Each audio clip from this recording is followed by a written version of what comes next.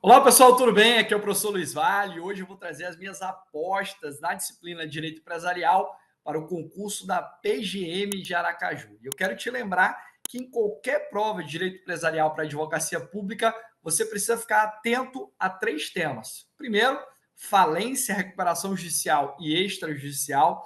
Segundo, direito societário, especialmente as sociedades anônimas ilimitadas.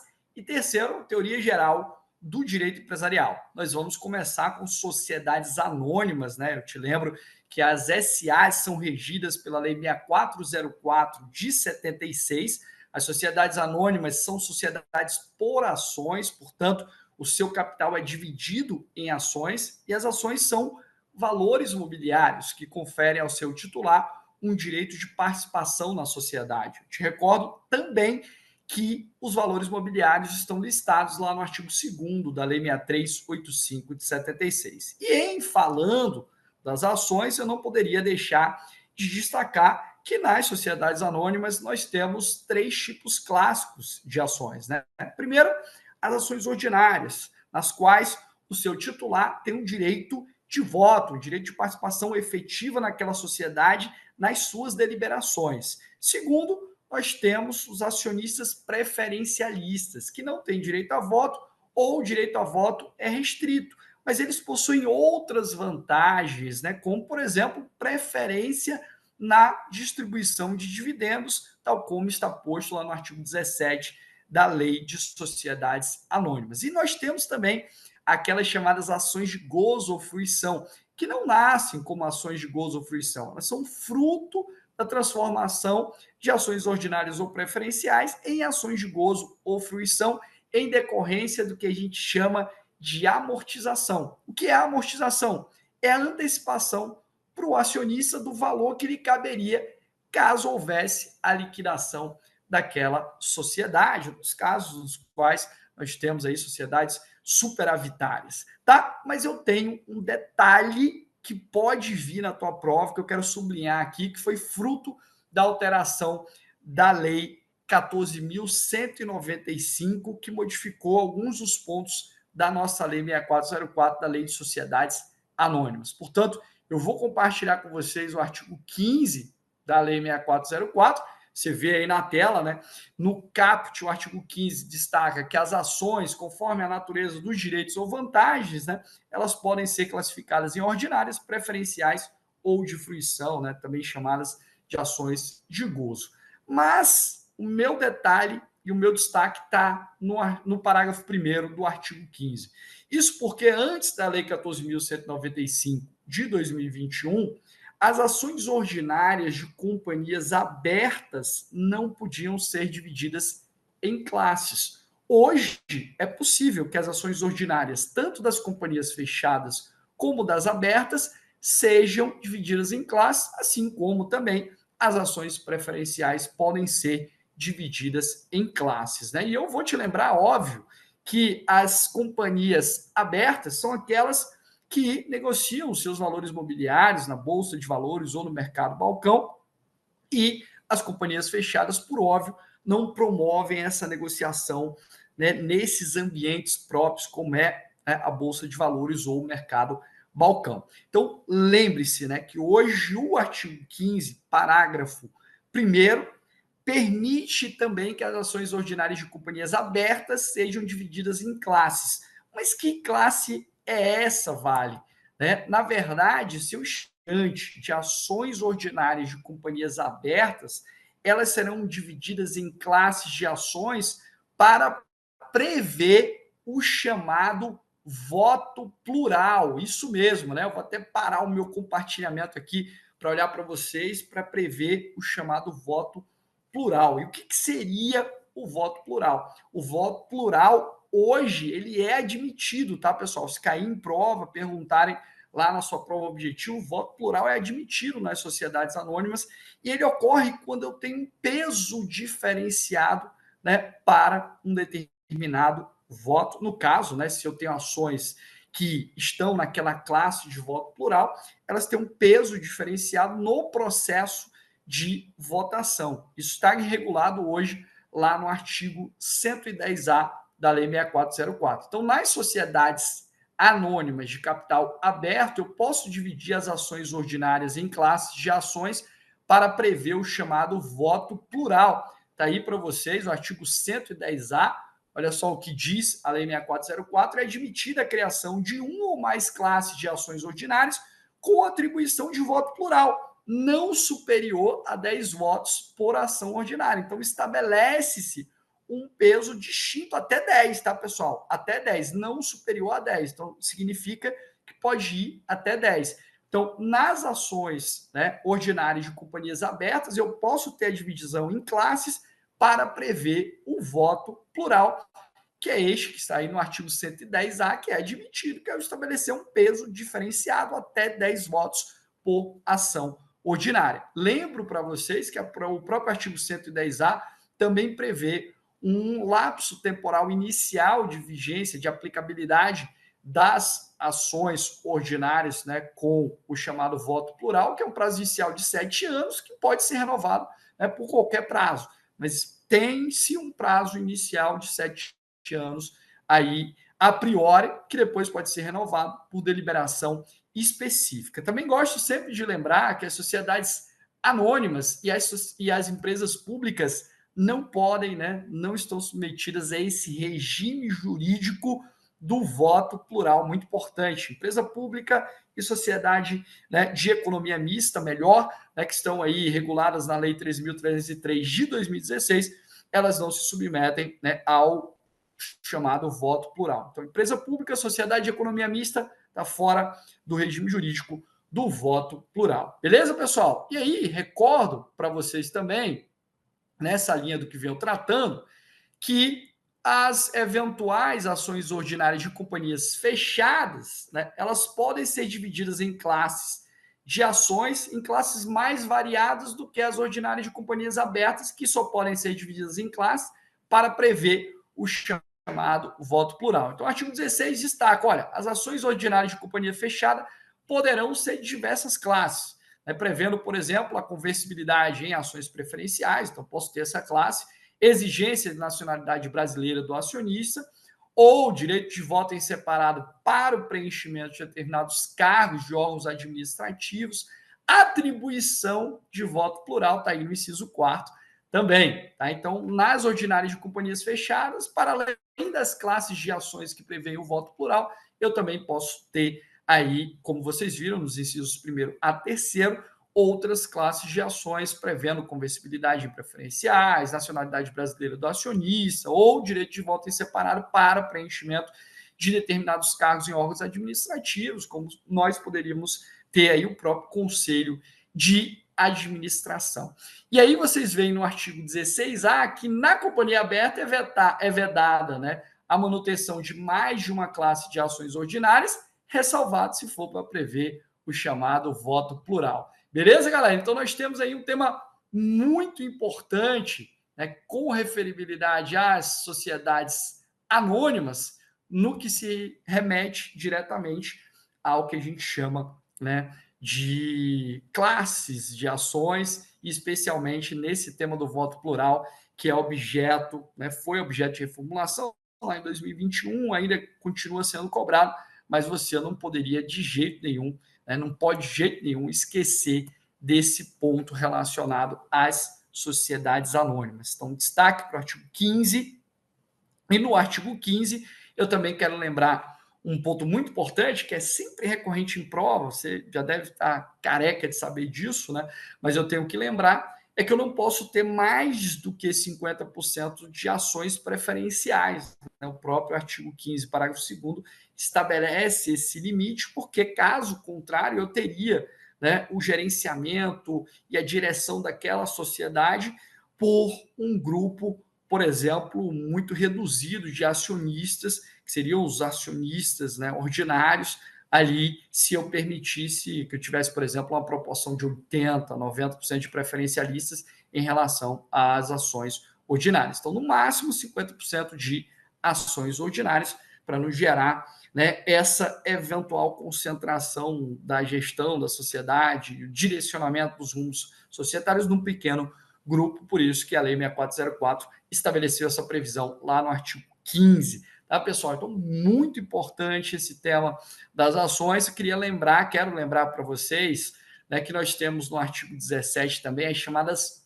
Golden Shares, né, ou ações de ouro, ou super preferenciais. A gente nem coloca ela como uma classe autônoma, porque seria uma subespécie de ações preferenciais, que são aquelas ações específicas direcionadas para um ente público quando ele desestatiza uma determinada sociedade. Você deve lembrar disso, né? As chamadas ações de ouro que foram previstas aí em alguns processos de desestatização, elas são de titularidade exclusiva do ente desestatizante, diga-se de passagem, que confere a ele alguns direitos, né, inclusive adicionais, como a possibilidade de vetar algumas deliberações societárias. Né? Então, nós temos, sim, no processo de desestatização, a possibilidade de termos essas chamadas ações super preferenciais, chamadas de golden shares, que são de titularidade do ente desestatizante,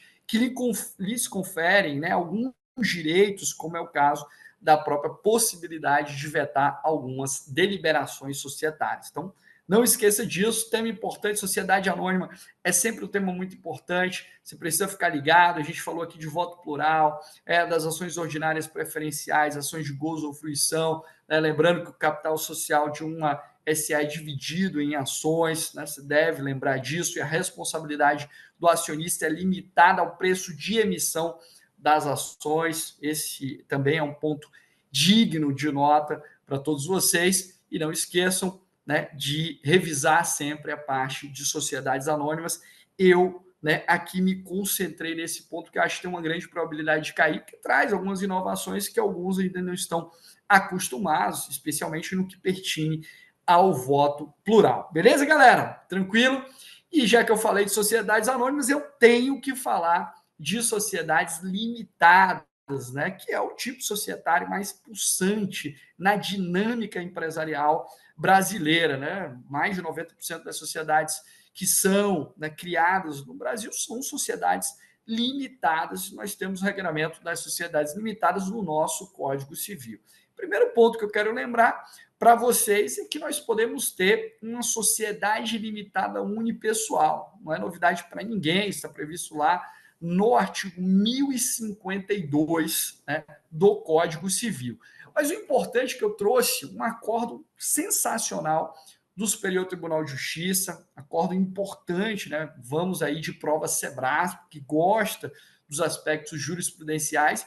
Eu trouxe aqui para vocês um acordo sobre sociedade limitada unipessoal. Né? Lembrando que, se nós estamos falando de sociedade limitada unipessoal, é uma sociedade limitada constituída por um único titular ali do seu capital, né? Um único sujeito. A gente não tem pluralidade societária, tanto que, né, nós estamos falando não de um contrato social quando ligamos aí a ideia do ato constitutivo da sociedade limitada unipessoal, mas de um documento único de constituição ao qual é aplicável também correlatamente as regras relacionadas ao contrato, mas não posso dizer que temos um contrato porque não há pluralidade societária. Mas surgiu um tema muito interessante que foi aí resolvido pelo Superior Tribunal de Justiça no que se refere à sociedade limitada unipessoal. É aquele pertinente à possibilidade ou não de nós termos a divisão do capital social de uma sociedade limitada unipessoal em cotas, né? Porque você vai falar, pô, mas para que vai dividir o capital social de uma sociedade limitada unipessoal em cotas se eu só tenho um único titular do seu capital?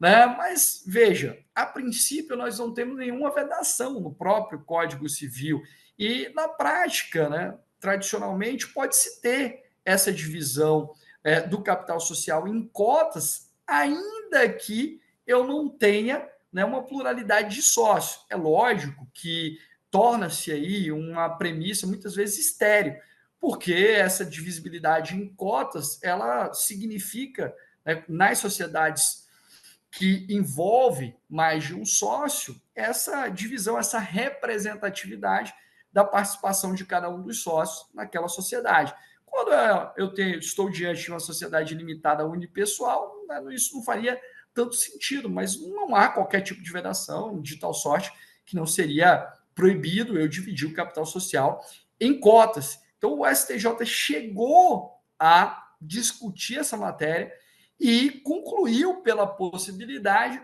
dessa eventual divisão do capital social de uma sociedade limitada unipessoal em cotas.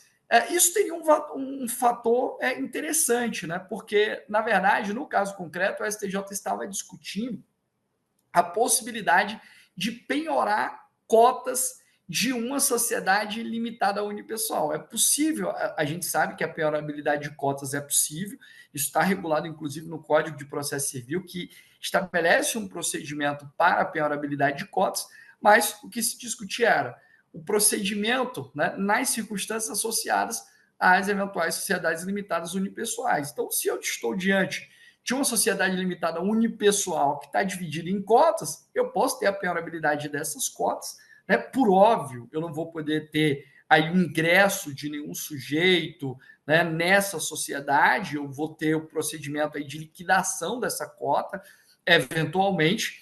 E lembrando também para todos vocês que, por mais que eu não tivesse essa divisão do capital social em cotas, seria possível ali, no caso concreto, ter uma liquidação parcial daquela sociedade para atender aos interesses dos credores. Então, foram dois pontos resolvidos aí pelo STJ. Primeiro, o STJ falou, mesmo que eu esteja diante de uma limitada unipessoal, o capital pode ser dividido em cotas, não tem vedação legal nenhuma. Segundo, né, eu posso penhorar, né, essa eventual participação, né, desse titular único, se eu estiver diante de imaginemos aqui, um processo executivo, e se o capital estiver dividido em cotas, eu vou liquidar, né, essas cotas, e se não estiver dividido em cotas, eu vou liquidar parcialmente, provocando muitas vezes a redução parcial desse capital. Então, tema muito importante envolvendo sociedade limitada unipessoal, pode ter passado batido aí para vocês essa discussão do STJ, por exemplo, né, aqui no recurso especial 1.982.730 de São Paulo. Olha o que disse aí o nosso glorioso Superior Tribunal de Justiça. A despeito de a divisão do capital social em cotas pressupor, a princípio, pluralidade de sócios, e não existe vedação legal aqui igualmente se procede em relação à sociedade limitada unipessoal, afigurando descabível em tese esse fracionamento. E aí o STJ continua, é possível a penhora no todo ou em parte de participação societária do devedor, sócio de limitada unipessoal. E aí, entre parênteses, independentemente de o capital estar dividido ou não em cotas, para o adimplemento de seus credores, tá? Mediante procedimento aí de liquidação parcial. Lembrando que a penhorabilidade de cotas, né, ela deve ser utilizada em caráter subsidiário, até para não prejudicar o desenvolvimento da sociedade e, consequentemente, o princípio da preservação da empresa, né? A empresa aí vista enquanto atividade econômica organizada, exercida de forma profissional, voltada à produção e ou circulação de bens ou serviços, nos termos do artigo 966 do nosso Código Civil. Portanto, acordo muito importante do STJ sobre sociedade limitada unipessoal, que você não pode esquecer, e a probabilidade de cair na tua prova, porque sociedade limitada é sempre um tema quente, pulsante, né? Você não deve esquecer também de olhar o artigo 1057, o artigo 1070, 1071, enfim, são dispositivos que sempre caem em prova quando se está a tratar de sociedades limitadas. Olhe também o 1085, enfim, né? Exclusão extrajudicial de sócio na limitada. Mas eu quero tratar de um outro dispositivo que também foi modificado em um período relativamente recente, em 2022, mas que trata especificamente da administração do bojo de uma sociedade limitada. Né? O artigo 1061, né, do nosso Código Civil, quero te lembrar primeiro que é possível a designação em uma sociedade limitada de um administrador que não seja sócio, plenamente possível que eu designe alguém que não seja sócio para ser administrador. Né? Esse é um ponto até interessante. Nós tivemos um debate, né, em provas recente, em segunda fase, no qual se perguntou se um procurador de Estado, por exemplo, do município de Aracaju, poderia ser, né, o titular do capital de uma sociedade limitada unipessoal, né? Poderia, desde que ele designasse ali um administrador não sócio, né, por óbvio, no caso da sociedade limitada unipessoal. Se ele não praticasse atos de gestão, de administração, poderia ser, né, inclusive nós temos pareceres aí em alguns órgãos da advocacia pública. Mas o que eu quero te lembrar é disso aqui, ó. Olha comigo o artigo 1061 do Código Civil. O artigo 1061 do Código Civil diz o seguinte: a designação de administradores não sócios dependerá da aprovação de, no mínimo, 2/3 dos sócios, enquanto o capital não estiver integralizado. Lembrando que a integralização é a efetiva disponibilização dos recursos para fazer frente ali à composição do capital social. Ele continua: e da aprovação de titulares de cotas correspondentes a mais da metade do capital social após a integralização. Por que eu chamo a atenção para o 1061? Porque esses quóruns foram modificados. Antes nós tínhamos um quórum de unanimidade, se não tivesse ocorrido a integralização. Tá? Então fique muito atento, porque se não houve integralização, 2/3 para designar um administrador não sócio. Se houve a integralização, mais da metade do capital social. Este é o regramento hoje do artigo 1061 do Código Civil. Portanto, muita atenção para você não se confundir, lembrar da relação antiga, pré-2022, né? E esse tema é sempre presente em várias provas da advocacia pública, beleza? Então, sociedade anônima, sociedade limitada, você não pode deixar passar batido, pode vir na tua prova, como já caiu, né, como eu disse, em várias outras provas da advocacia pública. A gente segue, né, contemplando temas que estão no seu edital, né, e trazendo aspectos que, por óbvio, têm maior chance, maior probabilidade de cair na sua prova. E agora a gente vai sair do tema do direito societário, falamos um pouco sobre os tipos societários que mais caem, né, que tem maior probabilidade de cair, e agora vamos falar do direito falimentar, especificamente da falência primeiro, depois a gente vai para a recuperação judicial, depois vamos avançar para a recuperação extrajudicial. Muita gente esquece da recuperação extrajudicial e quando vem em prova, que tem aí um procedimento, de certa forma, simplificado, mas como foca ali na recuperação judicial e na falência, esquece da recuperação extra e é uma questão besta na prova, e o Sebrasp às vezes gosta de fazer, né, essa pegadinha com vocês. Mas vamos lá para falar da falência. E eu trouxe aqui um acordo do Superior Tribunal de Justiça, também muito recente, sobre o direito falimentar, porque na prova de vocês, né, e no edital, está lá marcado o procedimento da liquidação extrajudicial de instituições financeiras, especialmente, né, regido pela Lei 6.024, e eu trouxe esse acordo aqui sobre o direito falimentar para tratar de um aspecto bem interessante sobre a falência, né? No caso concreto, que está na tela para vocês, o que nós tivemos? Nós tivemos uma discussão sobre a possibilidade, né, de um eventual credor no processo falimentar de uma corretora de valores imobiliários, de ele exercer o direito à restituição, ou seja, pedir ou postular a restituição, né, de eventuais valores. Por quê? Porque, na verdade, o STJ traçou um paralelo muito interessante aí entre a falência da instituição financeira, imaginemos aqui um banco, da falência de eventual corretora de valores imobiliários. Quando ocorre a falência de um banco, por exemplo, né, os valores que estavam ali, que você depositou, que estavam depositados, eles não podem ser objeto de um pedido de restituição. Até o STJ destacou de forma bem interessante o seguinte: olha, esses valores estão depositados, é como se você tivesse firmado um contrato de mútuo ali com o banco, tivesse emprestado, né, os seus recursos ali para o banco, vai fazer esse gerenciamento direto, por conta própria, enfim. Na eventual corretora de valores imobiliários, ela executa ordens que são determinadas, né, por aquele titular. Ou seja, ela tem uma atividade de intermediação de tal sorte que essa carteira ou esses valores que estão ali, né, sob sua gestão, não lhe pertencem ou não integram a sua estrutura patrimonial, de tal sorte que, né, seria possível pedido de restituição caso nós tivéssemos a decretação da falência de uma corretora de valores imobiliários. Se for de um banco, né, o pedido de restituição dos valores que você depositou lá não é possível. Agora, se for eventualmente a falência de uma corretora de valores mobiliários, é viável esse pedido de restituição porque ela está intermediando, está agindo de acordo com as suas determinações ali no caso concreto. Então, veja o artigo 85 da Lei de Falência, Recuperação Judicial e Extrajudicial, nossa Lei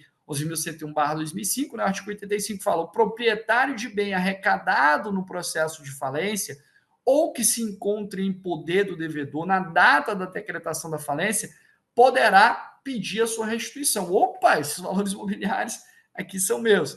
Né? Então, parágrafo único, também pode ser pedida a restituição de coisa vendida a crédito e entregue ao devedor nos 15 dias anteriores ao requerimento de falência. Então, vejam que, de acordo com o artigo 85, se eu tiver a falência de uma corretora de valores imobiliários, eu posso pedir a restituição desses meus valores imobiliários, porque ela está praticando essa atividade de intermediação. Se for a falência de um banco, os valores que eu depositei no banco, né, ali integram a estrutura patrimonial do banco e não podem ser objeto de pedido de restituição. Você, por óbvio, estará listado dentre os credores daquele banco, né, com base, inclusive, no que prevê o rol, né, preferencial lá do artigo 83 da Lei 11.101/2005. Então, eu trouxe esse acordo recentíssimo do nosso Superior Tribunal de Justiça por conta da peculiaridade do edital de vocês e para lembrá-lo, né, dessa linha de posicionamento do nosso STJ. Beleza, pessoal? Então, o processo falimentar, né, é sempre um tema quente e a parte de pedido de restituição, confesso para vocês, muita gente passa batido e esquece de estudar, né, os termos do artigo 85, por exemplo, e nesse caso concreto, essa diferenciação que o STJ fez da instituição financeira, do banco, da corretora de valores mobiliários, né, que atua diretamente no mercado de valores mobiliários. Você vai lembrar da nossa lei que falamos hoje aqui, da Lei 6385, de 76. E a gente segue falando de direito falimentar para tratar de algo que tem muita chance de cair na tua prova, né? Que é o artigo 7º-A da Lei 11.101/2005. Não sei se você está lembrado, mas nós temos hoje o que a gente chama de ICCP, para simplificar, né? O que é o ICCP? É o incidente de classificação de crédito público, né? Eventualmente, né, o que é que nós temos aí dentro da estrutura do processo falimentar? Você vai lembrar, né, que o pressuposto formal da falência é a sentença que decreta a falência do devedor, né? Sentença que decreta a falência, lá nos termos do artigo 99 da Lei 11.101/2005. Então, vejam que lá no artigo 99 nós temos a sentença que decreta a falência, que, por óbvio, tem uma série de requisitos, inclusive, né, a fixação do termo legal de falência, lá no artigo 99, a necessidade também de comunicação, de intimação das fazendas públicas, a aplicação de edital, enfim. Mas o que é importante? Quando é decretada a falência de um eventual devedor, há uma obrigação do órgão jurisdicional de instaurar, veja que o ICCP ele é instaurado ex officio, de ofício pelo juiz. Tá? Então, não depende de provocação. Uma vez decretada a falência do devedor, né, tenho fazendas públicas credoras, o que o juiz vai fazer? Ele vai instaurar um incidente de classificação de crédito público para cada uma das fazendas públicas credoras. Tá? Então, nós temos aqui no artigo 7º-A a procedimentalização do ICCP. Veja só, na falência, após realizadas as intimações e publicado o edital conforme previsto no inciso 13 caput e parágrafo 1º do artigo 99, né, que tem lá a sentença que decreta a falência, o juiz instaurará de ofício para cada fazenda pública credora, veja aí, a instauração é de ofício, galera, não depende de provocação. O incidente de classificação de crédito público aí determina que, né, a Fazenda Pública, no prazo de 30 dias, apresente, né, a sua relação, né, de eventuais créditos inscritos em dívida ativa. Portanto, nós temos aí a instauração do ICCP, e, por óbvio, tem todo o procedimento, né, instaura-se o CCP, tem os 30 dias para apresentar a relação, a Fazenda apresenta, né, você tem ali os 15 dias para eventuais impugnações, depois, né, 10 dias para a Fazenda redarguir ou questionar essas eventuais impugnações que surgiram. Importante, né, sempre lembrar que, em decorrência desse ICCP, se foi instaurado o ICCP e se ele teve, né, o seu curso regular, nós temos a previsão, inclusive no parágrafo 4º, que é muito importante, do artigo 7º-A, a determinação de suspensão aí das execuções fiscais, eventualmente, até o encerramento, né, da falência. Então, a discussão se seria constitucional essa previsão aí da suspensão da execução fiscal, considerando que nós temos, né, dispositivo próprio no Código Tributário Nacional que trata da impossibilidade de estados, né, de eventual insolvência interferirem na cobrança do crédito público. Mas é certo que está aí no parágrafo 4º essa previsão de que as execuções fiscais ficam suspensas até o encerramento da falência. E eu lembro para vocês também, muito importante no âmbito do ICCP, que não temos fixação de honorários, né, nesse incidente de classificação de crédito público, não há fixação de verba honorária no ICCP. Beleza, galera? E aqui trouxe também, por óbvio, né, nós estamos falando de Banca Sebrasp, julgado importante do STJ sobre ICCP de novembro de 2024. Vamos a ele. Olha o que diz aqui o nosso STJ. E atenção às alterações promovidas pela Lei 14.112, na Lei 11.101, em especial as disposições integrantes do artigo 7º-A, né, e 6º deste diploma, é necessária a instauração pelo juízo falimentar para cada fazenda pública credora do ICCP, né, dos créditos aí discutidos em execuções fiscais e execuções instauradas de ofício, sendo de rigor a suspensão dessas demandas até o encerramento da falência. Então, na linha do que está no parágrafo 4º do artigo 7º-A da Lei 11.101/2005. Então, nós temos a previsão aí de suspensão dessas execuções fiscais. Né? Não custa lembrar que se a Fazenda Pública não apresenta a sua relação de créditos, enfim, né, tem se entendido que, nesses casos, ela quer ou tem por objetivo continuar a prosseguir com seus executivos fiscais. Né? Mas, lembrando, que o juiz instaura de ofício, a Fazenda Pública tem esse prazo de 30 dias, se ela restar silente, eventualmente, o que, é que o juiz vai fazer? Vai arquivar esse CCP e a Fazenda Pública, né, vai seguir com a cobrança do seu crédito. Beleza? Tema muito importante, CCP, não deixe de ler o artigo 7º-A da Lei 11.101/2005 no processo falimentar. Também, né, em relação ao processo falimentar, nós tivemos tantas outras modificações empreendidas pela Lei 14.112 de 2020. Eu cito aqui um ponto que está destacado no edital no que se refere à desconsideração da personalidade jurídica, né? Porque no artigo 82A, hoje,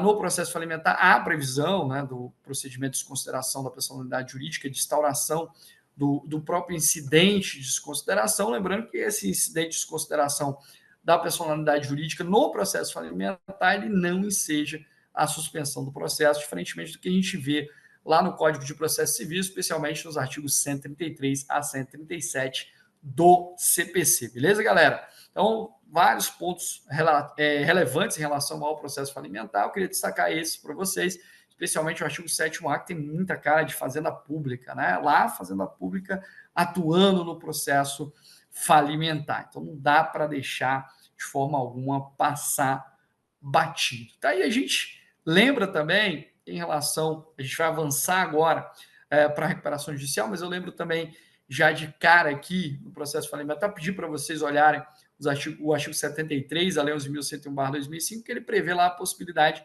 de convolução da recuperação judicial em falência, especialmente quando, né, o devedor, por exemplo, promove aí um esvaziamento patrimonial a ponto de deixar, né, os créditos da Fazenda Pública descobertos. Então, veja que há a possibilidade de a Fazenda Pública pleitear a conversão da recuperação judicial em falência. Né? E também quando forem descumpridos parcelamentos, transações que tenham sido fixadas e que tenham sido formuladas para beneficiar o devedor em recuperação judicial. E em falando da querida recuperação judicial, da RJ, a gente tem, né, eu também não poderia fugir do artigo 6º, parágrafo 7º-B, porque ele é um artigo muito relevante, né, em se tratando de poder público no âmbito do processo recuperacional, agora falando de recuperação judicial, e aí lembro para vocês que, por óbvio, os créditos públicos não estão submetidos à recuperação judicial, né? Vocês lembram disso? Isso aqui é o nosso ponto de partida, né? Ou seja, os créditos do poder público não estão submetidos à recuperação judicial, sejam eles tributários ou não. É bom lembrar na linha do entendimento do Superior Tribunal de Justiça, mas aqui o parágrafo 7º B ele resolve uma pendência, uma discussão que nós tínhamos de há muito, né, no âmbito jurisprudencial, acerca dos eventuais conflitos que podem surgir, né, da cobrança do crédito público e do processo de recuperação judicial que está em curso. Lembrando para vocês, crédito público não está submetido à recuperação judicial, né, mas o que acontece? O poder público vai lá continuar com a sua execução fiscal. Então, a execução fiscal não é suspensa em decorrência do deferimento do processamento da recuperação judicial, né? Segue o bonde da execução fiscal. E na execução fiscal também é possível praticar atos de constrição patrimonial, plenamente possível. Agora, se no âmbito dessa cobrança do crédito público na execução fiscal, né, regida aí pela gloriosa Lei 6830/80, eu tenho a penhora de um bem de capital essencial à manutenção da atividade empresarial, aí nesses casos, né, o que vai acontecer? Então, veja, primeiro, o crédito público não se submete à recuperação judicial. Segundo, se houve deferimento do processamento da recuperação judicial, segue a execução fiscal tranquilamente. Nessa execução fiscal, eu posso ter a prática de atos de constituição patrimonial, mas se na execução fiscal eu penhoro um bem que era um bem de capital essencial à manutenção da unidade produtiva, né? O que é um bem de capital?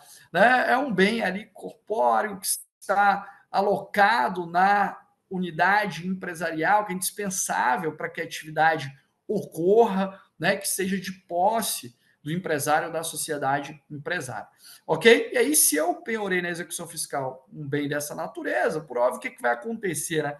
Provavelmente o devedor ele vai comunicar ao juízo da recuperação judicial, e o que nós teremos? Né? Nós teremos a atuação do juiz da recuperação judicial em cooperação judiciária com o juiz da execução fiscal, lembrando, né, que a cooperação judiciária é prevista, inclusive, no artigo 69 do nosso Código de Processo Civil. Os atos de cooperação permitem uma atuação coordenada, cooperada entre, né, os juízos para viabilizar, por exemplo, uma substituição dessa penhora, mas sem deixar descoberto a fazenda pública, né, buscando-se ali outros meios para satisfazer o interesse do poder público, para satisfazer o crédito público naturalmente. Beleza? Então, isso está previsto no parágrafo 7º B do artigo 6º da Lei 11.101/2005. Então, veja aí o parágrafo 7º B. O disposto nos incisos 1, 2 e 3, né, desse artigo não se aplica às execuções fiscais, admitida, todavia, a competência do juiz da RJ para determinar a substituição dos atos de constrição que recaiam sobre bens de capital essenciais à manutenção da atividade empresarial, até o encerramento da recuperação judicial, a qual será implementada mediante cooperação jurisdicional, observando-se os termos, portanto, do artigo 69 do nosso Código de Processo Civil. Beleza, pessoal? Então, nós temos aqui, inclusive, entendimento do próprio STJ nesta linha, né, colo recente também no conflito de competência 205.247 de Santa Catarina. Olha só o que disse o STJ. A segunda sessão da Corte Cidadã analisou recentemente a inclusão do parágrafo 7º B pela Lei 14.112/2020 no artigo 6º da Lei 11.101, reafirmando o entendimento de que o deferimento do pedido de recuperação judicial não suspende ou impede o prosseguimento da execução fiscal. Porém, os atos de constrição e disposição direcionados aos bens de capital essenciais à manutenção da atividade empresarial da recuperanda sujeitos ao controle de juízo recuperacional, repito, observando-se o artigo 69 do CPC, atos cooperados, né? Prática de cooperação judiciária. Beleza, pessoal? Então, esse artigo aí é indispensável para essa prova de vocês da PGM de Aracaju. Também, em se tratando de recuperação judicial, quero lembrar que nós temos hoje a possibilidade, né, na recuperação judicial, de apresentação de um plano alternativo de recuperação judicial pelos credores. A regra é o quê? Que a gente sempre viu É o devedor quem apresenta o plano de recuperação judicial. Ele apresenta quando ele postula já de cara a petição inicial, a recuperação judicial, não. Lembra do artigo 53 da Lei 11.101/2005? O devedor ali tem 60 dias para apresentar o seu plano de recuperação judicial, você está lembrado disso. Mas hoje nós temos uma situação excepcional que permite que os credores apresentem um plano de recuperação judicial. Isso é interessante, né? Alguns autores discutem até essa possibilidade, porque ela pode gerar, né, uma situação muito gravosa para o próprio devedor, porque ele apresenta o plano na medida que ele conhece as circunstâncias associadas ao seu estado de crise econômico-financeira. Portanto, né, essa modificação da Lei 11.101/2005, que é muito importante para a nossa prova, ela prevê a apresentação, a possibilidade de apresentação desse plano alternativo de recuperação judicial pelos credores. Então, está aí no artigo 56, havendo objeção de qualquer credor ao plano de recuperação judicial, o juiz convoca a Assembleia Geral de Credores para deliberar sobre o plano de recuperação judicial. Se eventualmente tiver objeção, ele não foi aprovado ali. E aí o parágrafo 4º diz: rejeitado o plano de recuperação judicial, o administrador judicial submeterá no ato à votação da Assembleia Geral de Credores a concessão do prazo de 30 dias para que seja apresentado o plano de recuperação judicial pelos credores. É o chamado plano alternativo de recuperação judicial. Veja que a concessão desse prazo, né, deverá ser aprovada por credores, né, que representem mais da metade dos créditos presentes à Assembleia. Então, nós temos aí a possibilidade de apresentação de um plano alternativo de recuperação judicial pelos credores. Lembrem-se disso. Lembrem-se também, aí cabe aqui destacar, né, pontos que são sempre muito importantes na recuperação judicial, o próprio período, né, que a gente chama de stay period, ou aquele prazo de 180 dias, né, de suspensão das ações, execuções, em relação ao devedor que postulou, né, a recuperação judicial. Então, esse prazo de suspensão de 180 dias, o prazo de stay, né, ele ocorre a partir do momento que há o deferimento do processamento da recuperação judicial, não é o deferimento da recuperação judicial em si, é do processamento da recuperação judicial, verificando-se, né, que estão em termos ali a postulação, e aí o juiz vai deferir o processamento da recuperação judicial, que vai culminar lá na frente, no eventual deferimento da recuperação judicial em si e, consequentemente, a execução do plano de recuperação judicial. Então, esse prazo de 180 dias, que hoje, né, pode ser prorrogado uma única vez, por igual período, desde que o devedor não haja concorrido para a superação desse prazo, né, nós temos aí uma internalização legislativa do que a jurisprudência do STJ já trazia contra a LEG, inclusive, diga-se passagem, mas hoje esse prazo de stay pode ser prorrogado diante do que prevê o próprio artigo 6º da Lei 11.101/2005. Né? Lembre-se também do que eu acabei de falar, no que diz respeito aí à possibilidade de convolução da recuperação judicial em falência, nos termos do artigo 73 da Lei 11.101/2005, e também, né, por óbvio, falando de RJ, artigo 57 da Lei 11.101/2005, questão da certidão negativa de débitos, né, que hoje o STJ vem admitindo a necessidade de apresentação da certidão negativa para eventualmente deferir esta recuperação judicial, né? Ou seja, um alento para as fazendas públicas, né? Lembrando que hoje as fazendas públicas elas construíram meios de facilitação de pagamento dos seus créditos para o devedor em recuperação judicial, prevendo aí, por exemplo, a gente pode citar a Lei 13.988, que trata da transação no âmbito federal, enfim, parcelamentos muito extensos para o devedor em recuperação, de tal sorte que existe aí uma série de mecanismos de facilitação para o pagamento, por óbvio, né? Se existem esses mecanismos, não há mais como o STJ fechar os olhos e falar, não, pode deferir a recuperação judicial sem CND. Né? Hoje é exigida a CND e o STJ muda os termos da sua jurisprudência, né? Principalmente alinhado com a perspectiva trazida pela Lei 14.112 de 2020. Beleza, galera? Então, lembre-se desses pontos para a prova de vocês. E a gente segue avançando agora para falar sobre recuperação extrajudicial. Não ia deixá-la de fora, né? Até porque eu sei que muita gente esqueceu de revisar recuperação extrajudicial na prova. Temos alguns pontos importantes da recuperação extra. Coloco na tela para vocês. Primeiro, lembrando aqui que nós também tivemos modificação no parágrafo 1º do artigo 161, né? Quais são os créditos que estão submetidos à recuperação extrajudicial? Olha o parágrafo 1º. Estão sujeitos à recuperação extrajudicial todos os créditos existentes na data do pedido, exceto os créditos de natureza tributária, né? Aqueles previstos no parágrafo 3º do artigo 49, né? E aí é muito importante vocês relembrarem, né? Aqueles créditos estão excluídos da recuperação judicial propriamente, né? Aí operação de câmbio para fins de exportação no 86.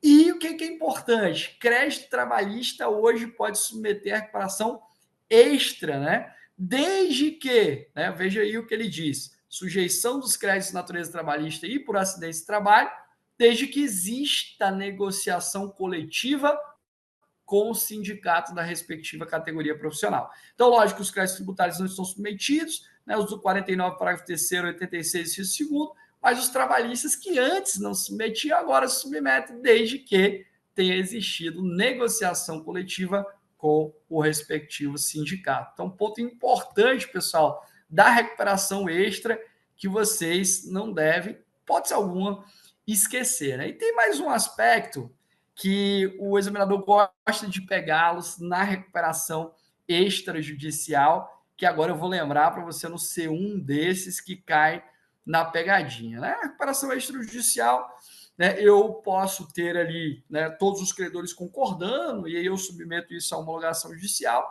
ou eu posso levar eventual plano de recuperação extrajudicial à homologação, mesmo que todo mundo não tenha concordado, ou seja, os credores submetidos à recuperação extra. E aí veja o 163 caput, ó.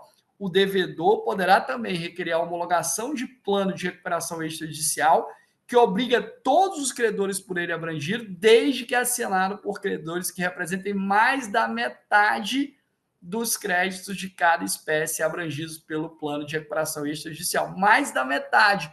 Ou seja, esse quórum aí foi modificado para flexibilizar, né? Foi reduzido para flexibilizar a homologação da recuperação extrajudicial. Então, mais da metade pode ir lá pedir a homologação do plano de recuperação extrajudicial. Mas o que cai em prova é o parágrafo 7º, que, de alguma maneira, flexibiliza esse quórum do CAPT. Olha aí o parágrafo 7º. O pedido de homologação do plano de recuperação extrajudicial poderá ser apresentado com comprovação da anuência de credores que representem pelo menos um terço, ou seja, aí já não é mais da metade, dos créditos de cada espécie por ela abrangidos, e com o compromisso de, no prazo improrrogável de 90 dias, contados da data do pedido de homologação, atingir o quórum do CAPT, o mais da metade.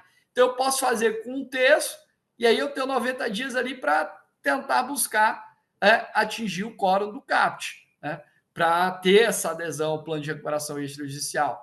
E aí veja o finalzinho, ó, facultada a conversão do procedimento em recuperação judicial a pedido do devedor, enfim. Então, nós temos aí, né, essa circunstância de flexibilização do prazo do CAPT do artigo 163. Então, muita atenção, galera. Nesse 163, parágrafo 7º, que se cair na prova, você está, né, tranquilinho, calmo, não vai ter problema, vai conseguir resolver, né, a questão sobre recuperação extrajudicial. Então, passamos pela falência, pela recuperação judicial e pela recuperação extrajudicial, como tem que ser. Beleza?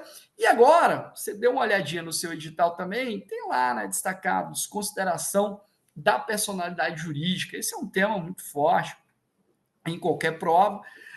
E no edital de vocês tem expressamente falando de desconsideração inversa da personalidade jurídica.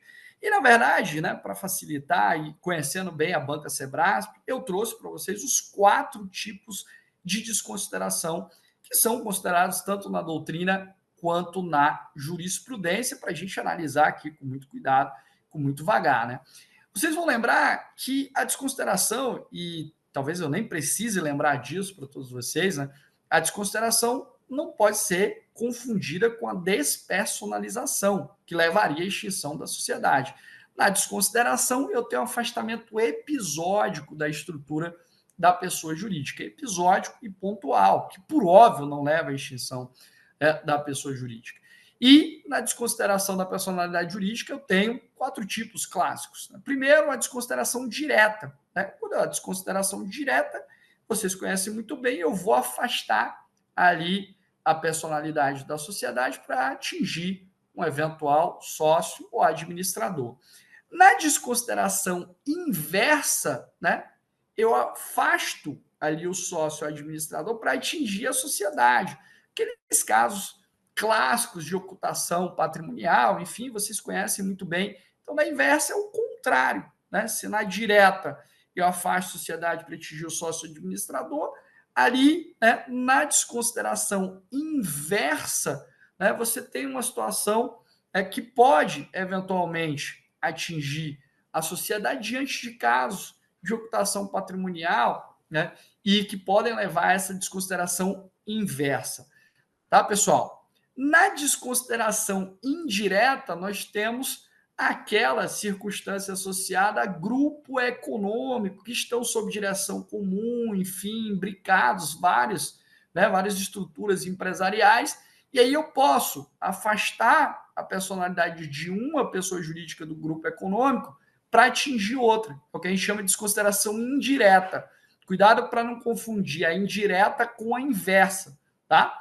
E, por fim, a expansiva, naquelas situações em que eu tenho a utilização de laranjas. Tivemos casos clássicos no próprio Tribunal de Contas da União, no qual eu tenho a utilização de laranjas para constituir uma nova estrutura empresarial para fugir, por exemplo, de penalizações no âmbito dos tribunais de contas, impedimento, por exemplo, de participação em certames licitatórios. Então, eu afasto ali uma determinada pessoa jurídica para atingir outra diante da organização estrutural com a utilização de laranjas ou outros players. Situação claramente fraudulenta. Então, lembre-se que nós temos a desconsideração direta, a desconsideração inversa e a desconsideração indireta e a desconsideração expansiva. Até trouxe para vocês, julgado importante, do próprio STJ sobre a desconsideração indireta. Muita gente esquece, para não confundir, já que no edital tem a inversa, cuidado para não confundir com a indireta. Olha aí, ó. Fato é que a formação de grupo econômico não retira a personalidade jurídica de cada sociedade que o compõe. A mera formação do grupo econômico não afasta a autonomização das pessoas jurídicas. Isso de fato. Mas ele continua. As sociedades integrantes do grupo mantêm a sua autonomia patrimonial, a qual somente poderá ser desconsiderada quando presentes os pressupostos para a desconsideração indireta da personalidade jurídica. Veja que a indireta envolve grupo econômico. Beleza? Está aí o RESP, 2 milhões, 46.666 de São Paulo, relatoria da ilustre ministra Nancy Andrighi. Beleza, pessoal? Então, lembrem-se que o edital de vocês fala de desconsideração e você não pode saber só a desconsideração direta, tem que saber a inversa, a indireta e a expansiva também. Beleza? E a gente segue aqui nos nossos debates, especificamente agora para mudar de tema, mudar de panorama. A gente falou de desconsideração da personalidade jurídica e agora a gente vai falar sobre liquidação extrajudicial de instituições financeiras. Esse é um tema que eu sei que muita gente não tem tanta afinidade, mas eu trouxe aqui um aspecto central desse procedimento de liquidação, que é regido pela Lei 6.024.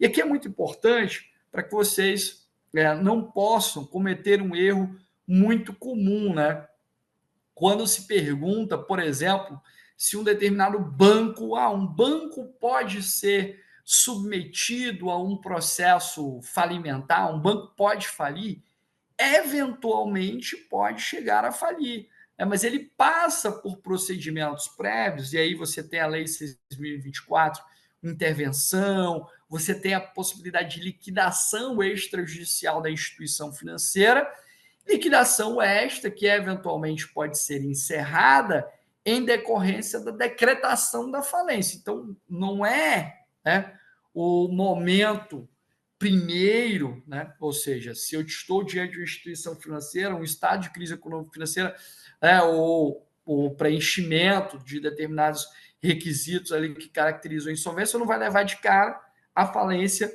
dessa instituição financeira, mas ela pode, ao final de tudo, enfim, a depender das circunstâncias, chegar a falir, né? Mas ela é regulada por um procedimento próprio que está na 6.024, tanto que a 11.101/2005 não vai se aplicar, e vocês vão ver isso lá no artigo 1º e 2º, porque nós temos um regramento próprio para instituições financeiras na 6.024. E aí eu trouxe para vocês o artigo 19 da 6.024, artigo este que diz o seguinte, olha, a liquidação extrajudicial dessas instituições financeiras, né, o procedimento liquidatório que resolve essa circunstância da crise econômico-financeira, será encerrada, inciso segundo, pela decretação da falência da instituição.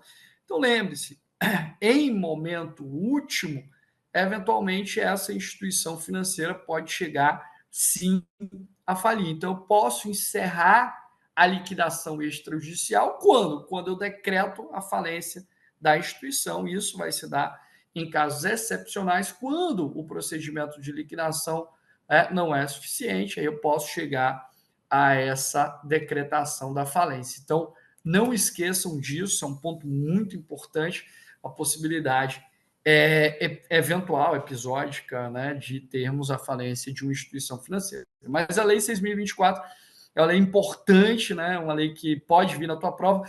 Veja que, particularmente, né, na condição de examinador, se o examinador quiser pegar um ponto fora da curva, né, algo para apertar mais o candidato, vai, por óbvio, olhar para 6.024 e trazer a 6.024 para o jogo, colocá-la à mesa para exigir de você algum tipo de conhecimento relacionado a esse tipo de procedimento liquidatório das instituições financeiras. Beleza? Mas tem muitas outras coisas preferenciais para cobrar, como a gente já discutiu aqui, mas só que se está no edital, chama a atenção do examinador. Então, muito cuidado na prova de vocês.